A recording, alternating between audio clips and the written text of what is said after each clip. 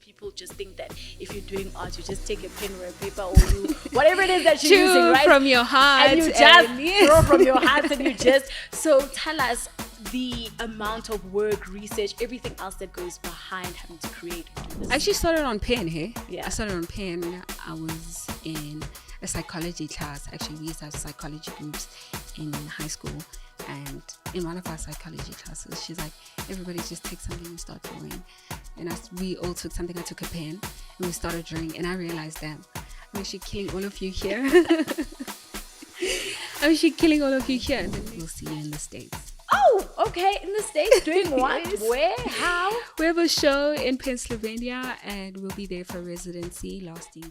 Hello and welcome to Dresme's Offscript, the podcast where we give and bring you conversations that are as tailored as the looks we love. My name is Uneli Swagamhlongo and I am your host for today. Please do make sure that you like, subscribe, comment, share this episode and share the channel to someone you know is going to enjoy this episode and the channel as well. And today with me, my guest is a multi-award winning fine artist telling and portraying stories through art. She's an all-round creative and she is a digital content creator and a fashionista, if I do say so myself, even if she's not going to say so herself. So, ladies and gentlemen, boys and girls, please help me welcome Zama Magubane. Zama, how are you doing?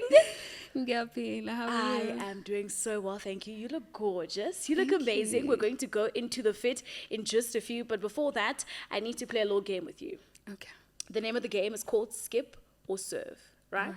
So I'm going to give you a couple of items, fashion items, and you're going to tell me whether you would wear them by saying serve or skip them by saying skip. Okay. Not wear them, essentially, right? Okay, cool. Let's get into it. Socks with heels. Skip. Okay, why? Not for me. Okay, and then Crocs? Skip. Okay. Visible thongs or the whale tail? You said skip or? Serve. Serve. Ooh, I love that. And then low-rise jeans? Serve. Mixing gold and silver jewelry? Skip. Micro mini bags? Skip. Okay, why? Micro. Yeah, the little ones. The cute, compact... I have a lot of things. I was not for anything. I'm a lady. Period. And then extra chunky sneakers. Used to, but not anymore. So skip now. Okay. And then cowboy boots or dresses. Cowboy boots with dresses, if done right. Okay. And then matching couples outfits. I skip. So Zama twins in public. No, just skip. And then big statement sunglasses indoors. So we're in the club, but you are here. It's for the look. Okay. If it fits the aesthetic. It's for the aesthetic. Okay. So, yes. And then mixing animal prints. Mixing. Yes. So maybe leopard and then zebra. So it's a leopard, zebra. Skip. Skip. Okay, I think that's it. I love that. So we're gonna jump and get straight into it. Please give us your outfits. Take us through it. These are Big Tree from Shein. This is Shein, Woolworths, Zara, Shein, for Sheenie. Okay. Yeah. Alrighty. So I want to ask and hear from you. Do you think, or would you say that fashion for you is another form of self-expression? Because, like I said, you're a fashionista. You're quite the fashionable individual. So would you say that fashion is another form of self-expression for you? Ngingasho, yes, that it is a form of self-expression. I don't know, my friends and I like to say we don't wear outfits, we have looks. Yeah. So, it depends what kind of character you want to be on that day. How you feel, your energy on that day, that will determine what you wear. Well, for me, what I wear. Yeah. So over the years, how has your style and your sense of style, how has it evolved? I think so much. I used to be a maximalist, now I'm a minimalist. I used to be really outgoing. Like I said, I used to wear the chunky sneakers, really neon colors, really outgoing pieces as well. But as time goes on, I just realized that I maybe want to keep my life a little more simpler with just statement pieces here and there. Yeah. Yeah. Okay, but do you know the point in time, or what would you say maybe triggered that? That, maybe I think I'm into this, or let me try this. When I got out of my tomboy style and Yeah. went into, let me actually embrace my femininity, I think that's when I actually broke out into something completely different. Yeah. And it's consistently shocking, seeing myself like, I wear so many skirts now. I wear so many dresses. But Yeah. also seeing the women that I am in them is so amazing to see. Cooler, and just embracing being a woman. Yeah, I think I'm enjoying that thoroughly. Yeah, so who would you say influenced your sense of style a lot in terms of the transition, maybe now and then? Who would you say were the primary influences in that? Watching Scandal while I was sick got me really looking at Olivia Pope. I was about She to say the plays Scandal, Olivia yes, Pope. South Africa. Because I know we call it something different here. We say How to Get Up. Is it? No, it's not How to Get Away with Murder. It's something else. But I know in America they call it Scandal. Yeah, Scandal. Yeah. What is it? Olivia Pope. Yeah. She plays Olivia Pope. Can't recall her real name. But would look at those Kerry outfits. Washington. Yes. Yeah. Yes. Yes, Kerry Washington. From South Africa, Lunati. I think her surname is Mbofu. Yeah. Yes. Oh, I love that. Yes. Okay, I did say that you are a multi-award winning fine artist, right? Yes. Which I feel like that is very layered within itself. And people, myself included in society, we have this idea of what an artist is, what an artist does, but I think there's different forms and different types and different, kinds of expressions. So tell us what you do specifically as a fine artist. As a fine artist, I basically tell stories, visual stories to people, Black people stories to be specific. I try to close the gap that we have had for years as Black people, where our stories are not interpreted in our own perspective. And so I try to portray the kind of life that we're living now, the kind of relationships that we have amongst each other, and just impilisi pilayo as abantu, and document it as we grow and change. I think the world is becoming more and more digital, and there's some things that we neglect or get rid of along the way that I think should be remembered amongst us in our culture, how we do things, how we love each other, ubuntu, etc. Yeah. Yeah. So when it comes to the type of art that you do, do I know? I probably don't know. There's probably like different kinds of arts and basically painting, so give us what you do specifically and how you go about having to do it. Okay, so I would say I'm a contemporary artist. I really look at, you could say it's a type of realism where I make it intentional to portray people or intentional to portray something. I really struggle with misinterpretation, so I don't enjoy that. I try. I also use ink. I use paint and ink, acrylic to be specific, because it dries faster. Yeah. I like to work at a fast pace when I'm working. I use ink also because it dries faster, should it drip, etc., because my skill is more into water, like dripping technique. Yeah. Also a lot of scratching. I think if you really look at my work, you can say it's a tamed frustration. Yeah, tamed frustration, where you can see a lot of, I guess, aggressive lines, but sometimes not so much, but controlled enough for you to see what it is I'd like to express.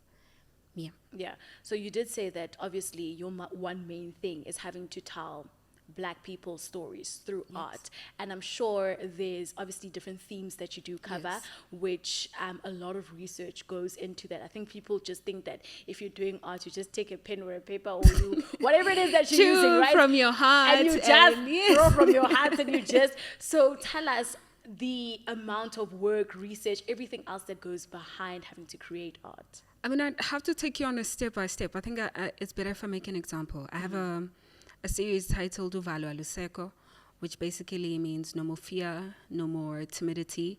It focuses on Black spirituality. It studies how we perceive God, the holy room, how we dress to God, how we address God, Black consciousness in that as well, the introduction of missionary, etc. So prior creating imagery, I have to research. So I do have self-publication. We have written up the amount of research that has gotten me into creating that imagery. And from that write-up is when I produce images that are to support that write-up. And so I'm able to back it up. Instance, some artists are okay with just free expression. But for me, I think it's more important to stand on educational ground and also to stand on Afrofuturistic, pro-African point that is, I could say, intentionally standing, you know, for the Black man and just our growth and highlighting us as the main characters also in our stories. Yeah. I forgot the question. Okay, so the research goes into which Oh, you're yes. taking me So the through research step by goes step, into it. And then we get into the production stage. So the canvases are made. We make canvases from scratch because different sizes, etc. So we'd have that. Post that, then we start painting. Post painting, then we start arranging shows, exhibitions for people to come and we can engage about the work, and it finds its home sometimes before even the exhibition. Some of the work even goes into garments, turning into fashion. I am a fashion entrepreneur, so some of the work goes into my clothing designs, so that people who aren't able to access the work because it's expensive, exclusive, etc., we try and find a gap for the middleman. Who is in support of what you're doing but cannot at that point. And that was also the introduction of mugs. I have transformative mugs. And they have images from the series Uvala Luseko. And the images come from the same art, write-up. Yeah. So the write-up actually consists of sketches that turn into paintings. And then, you know, so I take the sketches and put it on the transformative mugs for the daily consumer, I guess, and also to try. And the art industry is very difficult for people to survive. So you have to look into other entrepreneurial points that won't lower the value of your work. Yeah. So you did say that you are a fashion entrepreneur. Yes. So when you do produce the clothing, do you produce it yourself? Do you collaborate with someone else? How is that process? Definitely collaboration is the best thing that you can do for yourself, especially if you don't want split focus. And that's what I do for myself, where I design and grant you rights to my artistry, and then you can begin the production of the work, which is better because we both benefit and learn about each other's work, as opposed to being in charge of sales, production, design, etc. We unfortunately cannot be every man. Yeah. Okay. So when it comes to the mugs as well, is it the same process? No, the mugs actually was on my own. I initially was supposed to be a teacup, a tea set. It is supposed to be a tea set. I'm still gathering some research to find ways to develop it to that point. Then I figured I can actually transform these mugs. We got a heat detector, we got a printer for it, and then we started, you know, figuring out how to apply the heat to the cup in order for it to start transforming. Yeah. And so that one was independent, where I was just curiosity and trying to find something in the middle for people to engage with nomsebenzi wakho, because sometimes you'll sell that one piece, but there's so many people that are fans of it and would like it to live in their space in some way. Yeah, true. So when it comes to the art being on the clothing, are you not scared of people just making replicas and duplicates all over the place without having to, you know, collaborate directly with you on the art? Look, I mean, I've had a few, man. People will take your work and redo your work or redo the image or etc. And I think that is fine. Once you put it out there, you have allowed people to access it in a way. How do I feel about people stealing work? I mean, for obvious reasons, I don't appreciate it. But I also think that it's important to skip umsebenzi. Yeah. Skip umsebenzi. You don't know how much it can change your life in the space of a year or two, or it can come up even after 5 years as that one thing that's about to blow your career up, you know. So, as a research-based artist, do you ever take inquiries from people who have specific things that they want you to basically put into art for them? Yes, I do. I take commission. It's part of the business, where the client will tell me what they'd like me to depict, and I do it. But I don't do it the way someone else would do it. Okay. I have a specific style and a specific niche. You can identify my work from a distance, I'd like to think, in comparison to other people's work. And so I think it's very important to keep my style. Should you want it in another style where it looks absolutely realistic or somewhat different from mine, I advise people to go to those artists rather than coming to me. Yeah. Yeah. Okay. So I want to know when the love for art started, right? So when you started saying, okay, pen, paper, me and pen, paper is good, or me and this is good, like where did that start? When did you realize, yeah, no, I can do this? I actually started on pen, hey? Yeah. I started on pen. I was in a psychology class. Actually, we used to have psychology groups in high school. And in one of our psychology classes, she's like, everybody just take something and start drawing. And we all took something. I took a pen and we started drawing. And I realized, damn, I'm actually killing all of you here. I'm actually killing all of you here. And the next day I went to drop my class. I was going to study business. I dropped business and I went to study art. Yeah, without telling my parents. I was about to say. Did you tell Without telling my parents? No, they just received, the report at the end of the term to say, well, it's art now. It's art now. Things have changed. My parents didn't take that well, but as time goes on, I think now they see what it was for. Reaping the benefits. I would say reaping the benefits. Yeah. So you went to WITS, right? Yes, I did. So what did you study at WITS? Fine arts. Oh, okay. I started with architecture. Yeah. Oh, No, you know what? Engineering is something else, hey? It has its I started people. with architecture, and it was a bit of a challenge, and then I moved on to fine arts. And then halfway I went back to architecture, and then I moved back. So can you draw houses? I dabbled, yes. Okay. I dabbled between the two because I was hoping to eventually get back to engineering at some point. Hopefully I will. I mean, 2 years is quite fair to get your degree, but I studied fine arts. It was great. I think there were some things that I wish I learned more or invested in more now that I'm outside of the institution. But I think also the institution lacked a few more things as well that we need. Yeah. So with you having to grow up, tell me about life growing up. Where did you grow up? How did you grow up? Who did you grow up with? Who is Uzama? Obviously the artist behind the art. Yes. Well, I grew up in the Vaal. I come from the Vaal, but I was born in Germiston. I went to OLAG. Later, that was 2013. Yeah, I went to OLAG, and then post going to OLAG, I went to WITS. Post WITS, I'm here. I come from a family of 4: my brother, my mommy, my dad, and I. My dad is now late, so there's 3 of us. Yeah. Okay. And then your relationship with your parents, with your brother? Oh, great. Those are my best friends, my best support system. I wouldn't trade them for anything. Oh, yeah, those are my best friends. Yeah, my mom, she's my anchor. Yeah. What would you say were the difficulties about venturing into art? Because I could imagine there were difficulties maybe here and there starting out. It's a very, I would think, tough industry. I think you look crazy at the beginning. Hey, Yeah. I don't want to lie to you. Starting art, you just look crazy. Studying art, you look even crazier. Yeah. It looks crazy and it seems crazy. The come up is insanely difficult. I think also because art requires you to have financial knowledge, and I don't think institutions grant us that because it's an independent career. It requires for you to have financial knowledge, and it requires for you to know about finances as you grow within the industry as is.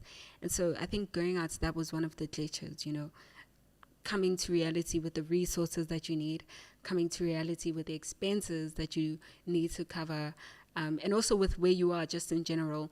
The institutions have a way of hovering, you, because you have access to resources, access to people who can assist you when you can't pick up something or you can't do, but once you become alone, we don't really learn survival outside, which is the most important, because once a lot of us, especially Black people, come outside post-graduation, there's nothing for you. Yeah. So you did say that it requires finances as well. Yes. I'm also guessing that charging was something that was a bit of a challenge for you to identify and see. How did you go about, okay, cool, this is how I charge my paintings, this is how you charge? How was that process and finding that process? Okay, so consistently, it was a debate within myself. How am I going to charge myself? You're going to go to Google, you're going to look at what it takes, and eventually you figure out that I need to charge you for my time. I need to charge you for my skill. I need to charge you for my equipment. I need to charge you for my resources, and that's how you come to a price. So I calculate as far as hours that I spend on your product, how long it took me to study for that series. I calculate that as well. I calculate what the work has done, and so if the work has been in merge, if the work has been in different shows, that also counts, including me. So if I've worked with specific companies, recently worked with DSTV, so those are an addition. And so next year we have a new catalog because the bar is higher and we've worked. Yeah, most definitely. So there are movies that I see where people bid on art. Yes. Is that something that happens? Yes. So it's like a auction, and then people are yes, saying... and then people are saying, I'd love to be a part of those. I've never actually been a part of an auction. I think they're quite exclusive. We are always gatekept. Yeah. In things like that. Actually, with this career, I think one of the things about it is making a way for yourself. Institutions, a lot of organizations, they don't make way for a lot of people to keep it elite. Yeah. And so the one thing that we need to consistently do as Black artists is to make room for yourself. You'd rather host your own show, not knowing who's going to pop up, standing at the door, nervously waiting. But that would rather be your choice than to wait on any institution to come and save you. Yeah. They're not going to. Yeah. So Zama, before I let you go, I want to know, what are you working on? What is it that we can expect from Zama? What are some of the things that we can look out for and support you in as well? Okay, so we do have a collaboration coming with Black. We have some clothes that are dropping inspired by Winnie Mandela. It's going to be amazing garments. Yeah. I'm excited for that. Uvala Seko is going to finish at the end of December. I think that's when we'll have the new series. Yeah. And we'll have a show in February. And in July, we'll see you in the States. Oh, okay. In the States, doing what? Yes. Where? How? We have a show in Pennsylvania, and we'll be there for residency lasting 3 weeks. Yeah. And yeah. Ooh, that is interesting. So for everybody who maybe wants to see your art, inquire about your art, where can they find you? Where can they get your contacts? Where can they interact with you? You can engage with me on social media, TikTok, Instagram. What's that other Twitter? Yeah. At Zama Magubane. Alrighty, Yes. Zama, thank you so much for taking the time to join me this Thank you so afternoon. much for having me. Alrighty, that is it for this episode. Thank you so much for joining me for another episode. Please do make sure that you like, comment, subscribe, and like I did say and mention earlier on, share the channel to anybody you think would love and enjoy the channel as well. But for now, it's over and out from me. I love you. Goodbye for now, and I'm going to be with you in the next episode. Mwah.